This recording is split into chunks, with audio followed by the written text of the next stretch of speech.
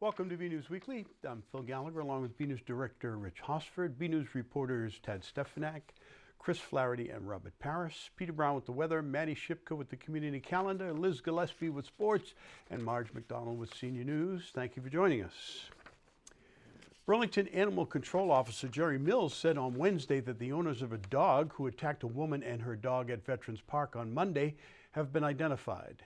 The identification came after police had launched a campaign seeking public information after the owners of the dog left the scene following the attack.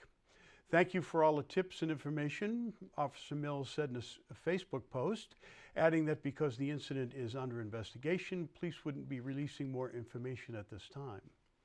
On Monday, June 3rd, at approximately 4:45 p.m., police received notice that a woman walking in the park and her dog had been attacked by a pit bull-looking dog that was let off its leash. During the incident, the woman's dog had been run off by the attacking animal, and the woman had been bit on the arm while attempting to protect her pet. In the confusion, the victim's dog ran off, and after she had run after it and brought it back to the park, the owners of the attacking dog were gone. Officer Mills told BNews that animal owners are responsible for any actions their pets take, and leaving the scene after your dog attacks a person is a violation of the law. Burlington's master plan, long in the making, is nearly ready to be approved by the planning board. As one of the final steps, the planning department has been holding public forums to gather information from residents. They held one such forum this past Wednesday night on the town center and housing. BNews Director Rich Hosford was there and has this look. The large room at Grandview Farm was full of interested residents and town officials on Wednesday night for discussion on the town's master plan with a focus on the town center and housing. The forum was led by Burlington Planning Director Kristen Kastner and featured a presentation along with guest speakers who shared their experience with finding or keeping housing in Burlington. There was also ample opportunity for feedback from the crowd, as the goal of the forum was to have a conversation with as many members of the community as possible to hear their thoughts as the master plan process enters its final stages. Well, the master plan is for everyone in Burlington. Everyone currently, young, old, and the future direction of the town. So as many people as possible can provide input to the process only makes it better and hopefully more specific to the needs of as many people as possible in the community. Well, I think it's very important to hear from all different segments of the community, especially on something such as the master plan, which we were discussing tonight, because that is a plan that's supposed to reflect what the citizens want the town to look like down the road. The discussion hit on a wide range of ideas and suggestions and helped inform the master plan process. We heard some really great ideas, both kind of traditional ideas of making sure we have affordable housing for our seniors, maintaining existing housing stock, and also really echoed throughout many people of kind of the life cycle of housing, that if seniors can't move out of their housing for different alternative places, then the younger families can't move into that housing, and you're kind of, for a system, kind of the life cycle kind of stops or slows. One was a resident who just moved into town 6 years ago, and it was interesting because what she said it's her and her husband and her young son, and they're both working parents, and right now if they tried to move into town, they would not be able to afford the house they bought 6 years ago. So that's extreme. Finally, what are the next steps for the master plan? So the next step, the planning board had to go through all of the different elements. These are actually the last two. The planning board will take a formal kind of thumbs up, thumbs down. Then we'll be going through the summer all of the updates to the plan. We have hundreds of comments to be incorporated. We still welcome comments, and hopefully we'll have a final product at the end. From Grandview Farm, I'm BNews Director Rich Hosford. The anticipated opening of a well-known and award-winning pizzeria has been announced. Frank Pepe's Pizzeria said in a statement that it will open its doors in the former Uno's location in the Burlington Mall on Monday, June 10th. The celebration will kick off with an official ribbon-cutting ceremony at 10:30 a.m. and doors will open to the public at 11 a.m., which is when guests will have the chance to order Pepe's pizzas. The 98-seat full-service restaurant will be Frank Pepe's second Massachusetts location, the other being in Chestnut Hill. but many people have heard of the well-known Connecticut-based establishment. Frank Pepe Pizzeria Napolitana is one of the country's oldest pizzerias. It was founded in 1925 by, you guessed it, Frank Pepe, who was born in the town of Maori on the Amalfi Coast in Naples. As the business grew, it earned a loyal following and quite a few awards. It was named to the James Beard Foundation's list of American classics in 1999 and was called the best pizza on earth by The Guardian in 2009. The Daily Meal named Pepe's white clam pizza the best pizza in the country. Only about 1% of the country eats clam pizza, but 2 years in a row, in 2013 and 2014, among other accolades from other publications. The owners of Macy's in the Burlington Mall are betting on customers wanting some caffeine while they shop. Macy's has submitted a special permit application with the Burlington Planning Department to build a Starbucks kiosk near the interior mall entrance of the department store. The kiosk will take up approximately 1,232 square feet of the store. According to the application, the Starbucks kiosk will serve hot and cold beverages and prepackaged food items for either dine-in or take-out. All proposed alterations will affect only the inside of the store. There are no proposed changes to the exterior of the mall. The application is scheduled to be before the Planning Board on Thursday, June 20th. Seniors from the Burlington class of 2019 presented their fourth quarter internship projects to students and faculty members at BHS. The program is a way for students to gain real-world experiences through a variety of different jobs. BNEWS reporter Robert Paris was there at the presentations and files this report. It was a very busy morning down at the BHS lower and upper libraries, the school entrance, and the cafeteria. Burlington High School had the class of 2019 present their fourth quarter internship projects. We do this for the seniors because during fourth quarter we feel it's really important for them to get some real world experience and not just be in the classroom, but put that classroom experience to the test in the real world. Students had the opportunity to experience real-world jobs during the program. So basically, it was supposed to be a fitness app, but I did it with my friend. So basically, my part was just to record videos and just like edit them out and just like workout videos just to show like how you can work out. So I worked with Microsoft on a program called DigiGirls, and DigiGirls is like a Microsoft-wide initiative to get more girls into computer science. They have it in over 54 countries, and they've helped girls code just this year. So I helped run a specific DigiGirls Day in the Microsoft Burlington office with my internship host, Anissa. My internship was what became the project known as the Deca Data Dome. Me and Mrs. Anderson, the current business teacher here at the high school, teamed up and created a Google Classroom with a bunch of resources where DECA students could learn more about their competitive events through like sample projects and event guidelines and participant instructions and a whole lot of other general help. We did an ELL program internship. It was basically like to create a website and like videos along with it to make the acclimation for the ELL students more like simple and more easy for them. Yeah, so we created a few videos. One was about gym class and one was about navigating through the lunch lines in order to help them throughout their days. So during my internship, I worked with my brother to create 3 separate video game concepts.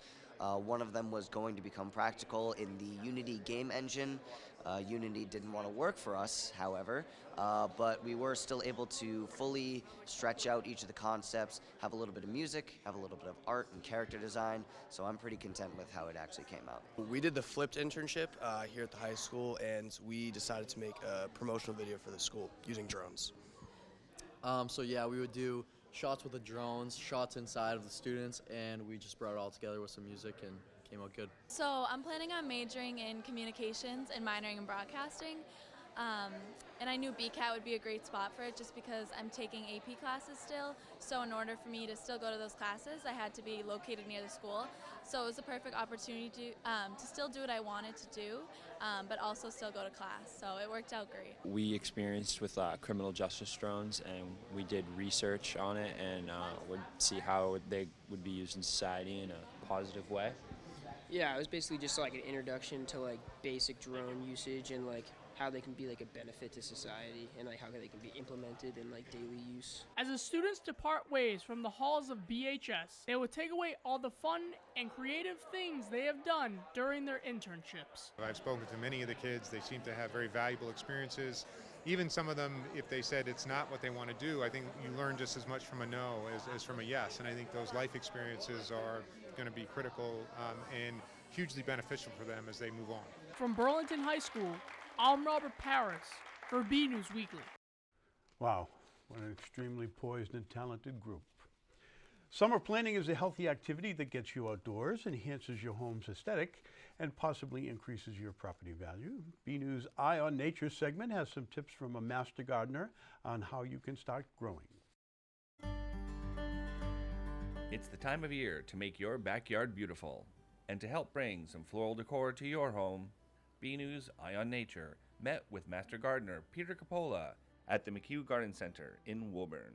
So a lot of garden centers break their yard down into different plants. So your perennials are in one location, your shrubs are in a different location, your flowers, annuals are in a different location. So as we're walking through, you see that these are all perennial plants. Now what a perennial plant is something that comes back every year. So it will come out of the ground, it will grow, it will produce flowers, it will die back in the fall, and then the following year it will return. That is a perennial.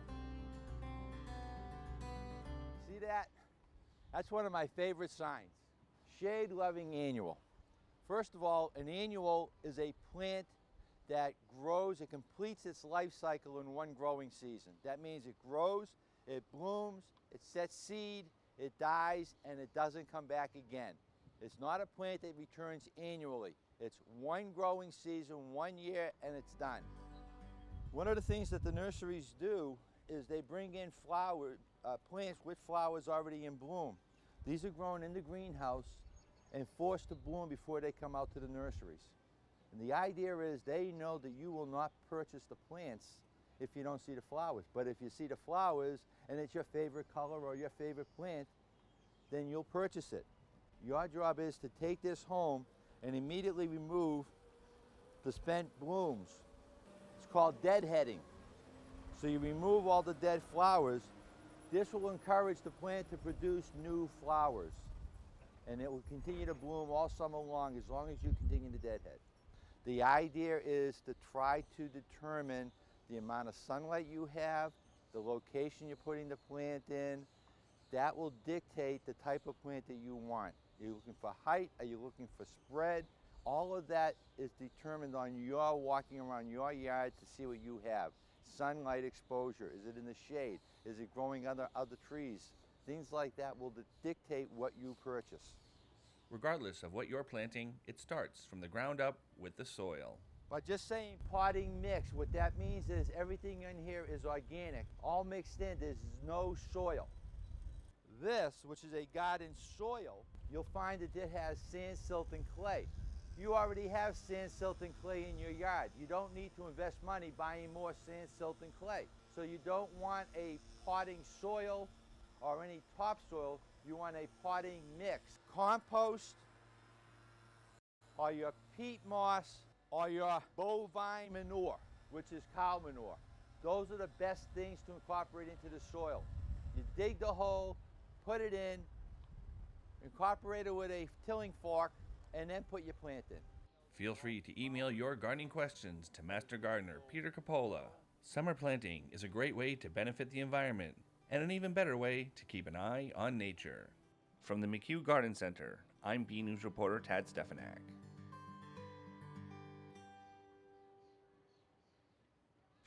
If you get a call from a strange number and it only rings once or twice, don't call back. The Federal Communications Commission is alerting consumers to reported waves of one-ring scam robocalls targeting specific area codes in bursts, often calling multiple times in the middle of the night.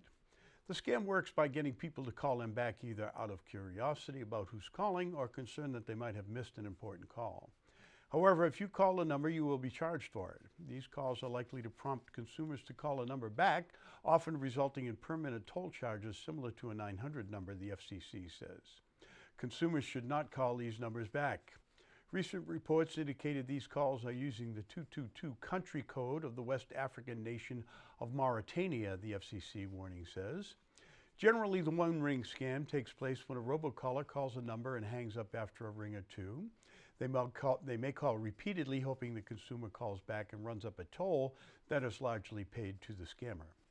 Here are some tips to avoid the scam. Do not call back numbers you do not recognize, especially those appearing to originate overseas. If you never make international calls, consider talking to your phone company about blocking outbound international calls to prevent accidental toll calls. Check your phone bill for charges you don't recognize. The FCC says advances in technology allow massive amounts of calls to be made cheaply and easily. In addition, spoofing tools make it easy for scammers to mask their identity. The FCC is working to combat scam calls with enforcement action, a strong push for caller ID authentication, and support for call blocking tools. It's interesting that the scammers apparently have better technology than we do.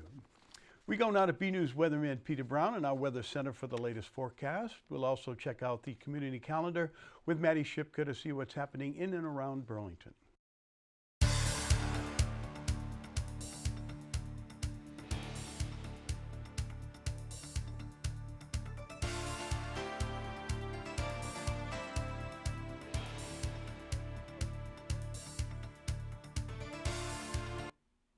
Well, hello everyone, and this is Peter Brown with a look at your weather for the next 7 days. I know it's hard to believe we are in June now. We are into official meteorological summer, and only a couple of weeks away till we have the official start of summer. And starting out our period, we're going to have some really beautiful conditions, starting out heading into our weekend for the first to the actual second weekend of June. We're going to see temperatures on Friday starting out in the mid-70s, right where they should be for this time of the year. And if you're stepping out at night, going out to dinner or going shopping in the Burlington area Friday night into early Saturday morning, we're going to have some pretty cool temperatures. Again, a little bit below average for what we should have this time of the year, but really nothing crazy. Just some beautiful weather coming up for the next few days. We again are going to be far, far away from our record highs that are up in the mid-90s. And again, doesn't look like we're going to be getting anywhere near those temperatures in the foreseeable future. So if you're not a fan of the big-time heat, we really have a great forecast for you coming up. And as we round out our period, look at this, getting into the middle of June already. We're supposed to be seeing temperatures in the mid and upper 70s, and it looks like it's going to be, again, no shock, maybe a little bit cooler than that as we head towards the end of the period. And of course, as you notice, our days are going to be getting just a tiny bit longer, only for the next couple of weeks or so, but we are about at the maximum of sunlight for this time of the year, so that means that summer is definitely here. Now, as we move ahead, we're going to take a look a little bit about what we're expecting for temps and precip coming up for the next 6 to 10 days in the Burlington area. And up here in our area, the Climate Prediction Center, unfortunately, looks like they're giving us a chance of above average precipitation going forth into the next 7 to 10 days. So, again, that's something that we have seen all too much of as we went through most of the spring, and looks like that trend is going to continue. Now, as we go ahead, we're going to take a look at what we're expecting in terms of temperatures the next 7 to 10 days. Now, this outlook really isn't taking into account what we're expecting for the weekend coming up, but this is looking pretty much what's going to be happening as we head towards the end of the period, expecting about chance of average temperatures or maybe a little bit below here in the southern New England area. And again, if you want to go anywhere and you want to have the really warm temperatures, again, head down towards Florida where the temperatures have been in the 90s to near 100, so near record heat down in those areas. And if you're looking also, the West Coast looks like it's going to be pretty warm out there as well. Now, as we go ahead, let's take a look at some of our weather coming up for the next 7 days. And again, look at this. Friday, Saturday, and Sunday, and even Monday, absolutely beautiful conditions here, just perfect conditions for the early and start of June. Temperatures starting out in the low to mid 70s on Friday. That's going to continue for Saturday. Now, Sunday, it looked like it was going to be a little bit cooler than we thought when we put this forecast together. Actually, you know what I'm going to say? We're probably going to have to add maybe 10 degrees to these highs on Sunday in the Burlington area. So look for temperatures maybe in the low 80s on Sunday, but beautiful sunny skies, dry conditions, absolutely perfect even when you're starting out your work week on Monday. Again, temperatures in the mid 70s. Now, when we get into Tuesday and Wednesday and into Thursday as well, looks like we're going to have a little bit more unsettled weather coming in, maybe the chances, some heightened chances of rain and maybe some spotty thunderstorms here and there in the Burlington area. And temperatures cooling off down into the maybe mid and upper 60s. And again, recovering to around 70, 71 on Thursday, but still a little bit below average for this time of the year. But everyone, get out there, enjoy the great weather coming up this weekend, and have a great week.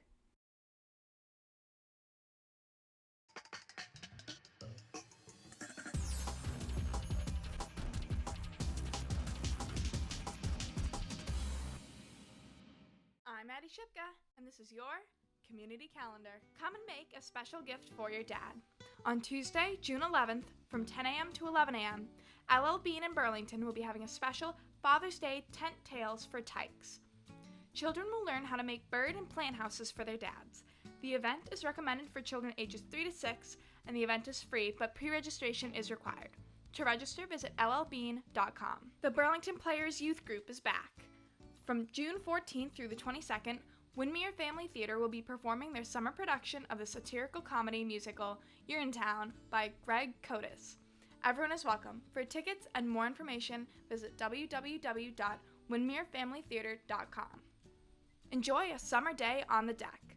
On Saturday, June 15th, from 11 a.m. to 1 p.m., Jack Coal-Fired Pizza will be having an event called Family Fun on the Deck.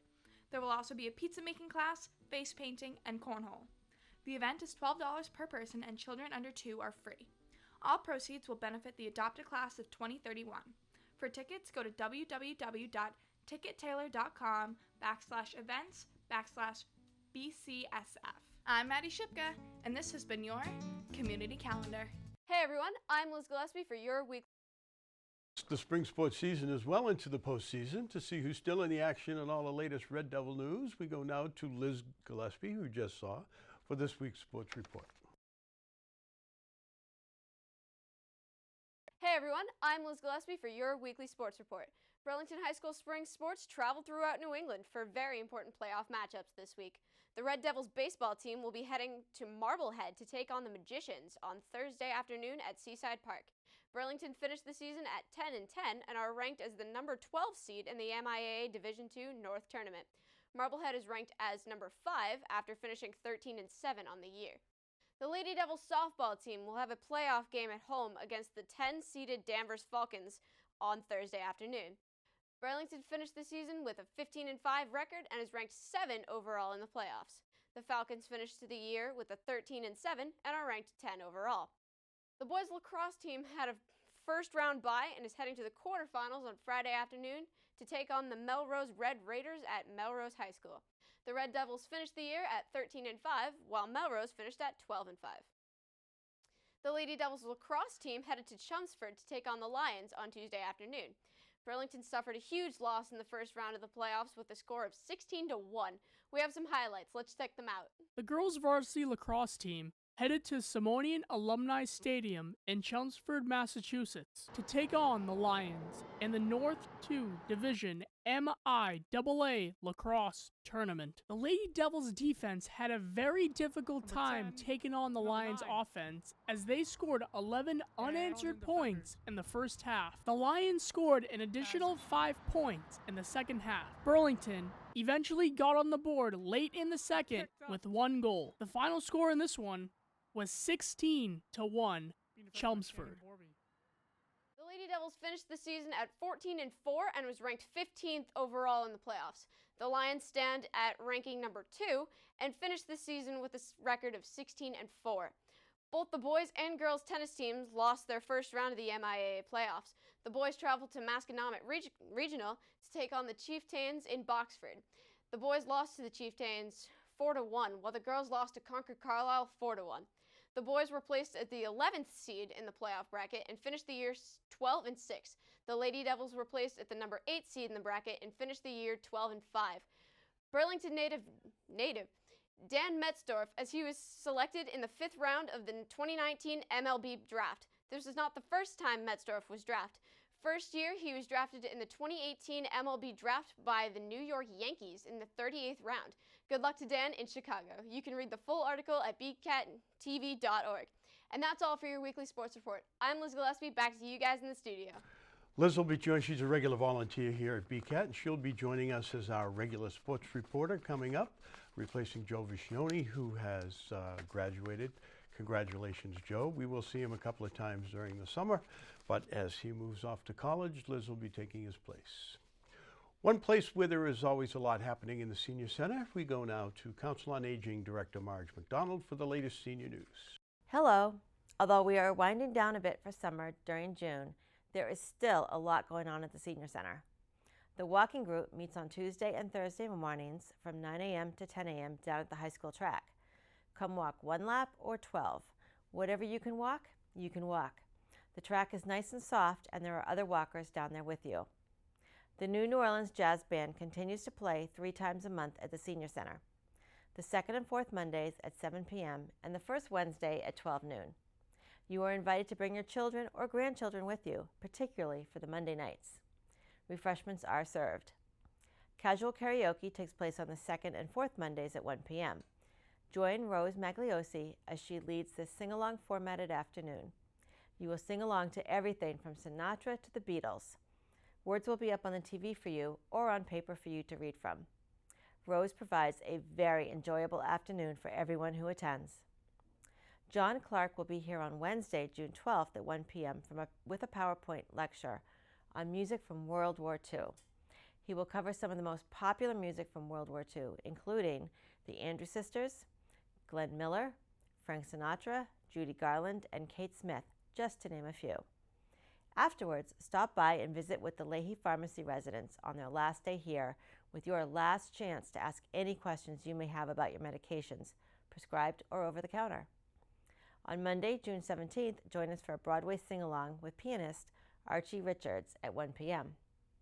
East Boston Savings Bank will be here on Wednesday the 19th from 12 noon to 1 p.m. with their mobile bank. You can use their ATM whether you have an account with them or not. Some folks from the Medford COA have opened an account and then used it for a savings account or transfer money between banks so they can use the mobile bank. Ask the guys that are here for options. The Leahy-sponsored Farmers Market of CSA shares begins for the 2019 season on June 19th. We will begin to give out numbers at 12:30 this year instead of earlier, and produce will be given out at 1 p.m. There were only a few weeks where we had a wait list, so everyone who wants the free produce should be able to get it. At 1:30 p.m. on the 19th, Cognicity will be here with a free brain health workshop, followed by 2 health assessment opportunities which you will need to sign up for in advance at 1:30 and 2:30.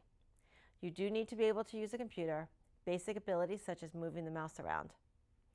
Cognicity is a for-profit subsidiary of Baycrest Health Sciences.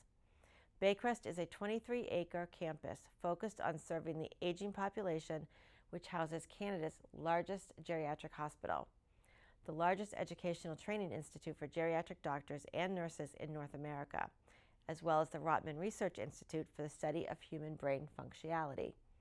To date, they have visited over 700 senior and community centers across the United States, Canada, and the United Kingdom to start the conversation on brain health and memory changes.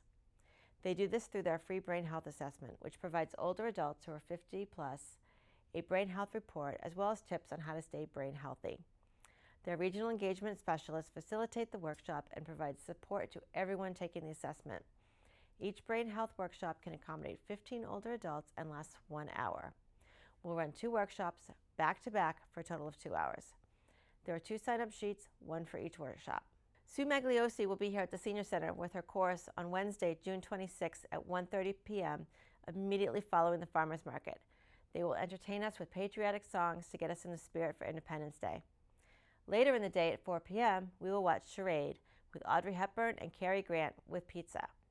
$3 for the pizza is due at the time of sign-up. That's all for now. I'm Marge McDonald, and I hope to see you at the Senior Center.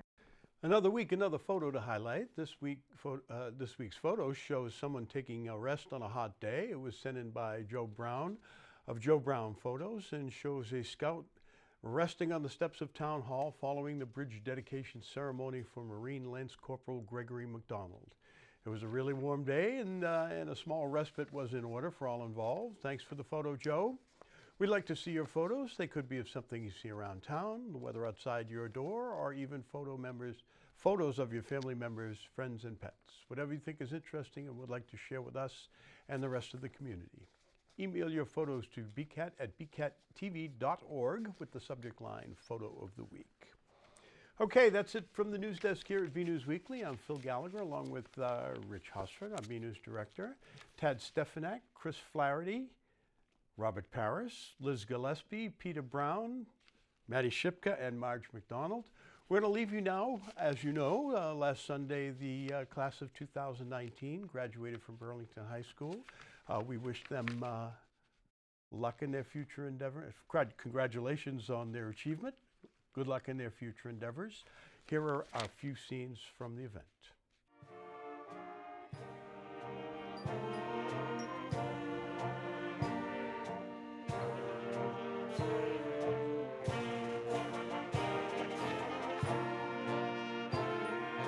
Take from Burlington the memories and confidence that you can accomplish anything you set your mind to. And as you leave BHS, always surround yourself with the like-minded, caring people like those who are here supporting you today. Whatever your story is, take it with you. Whoever you come from, make sure you take time to go back to them. Wherever you are going, remember your past and the role that BHS and your class played in it. Regardless of where my future takes me, I'll consider myself lucky to be surrounded by as many friends as I am today. Eventually, time will pass and these memories will fade, but there is one thing I will never forget. All of you. Make it a good one, BHS.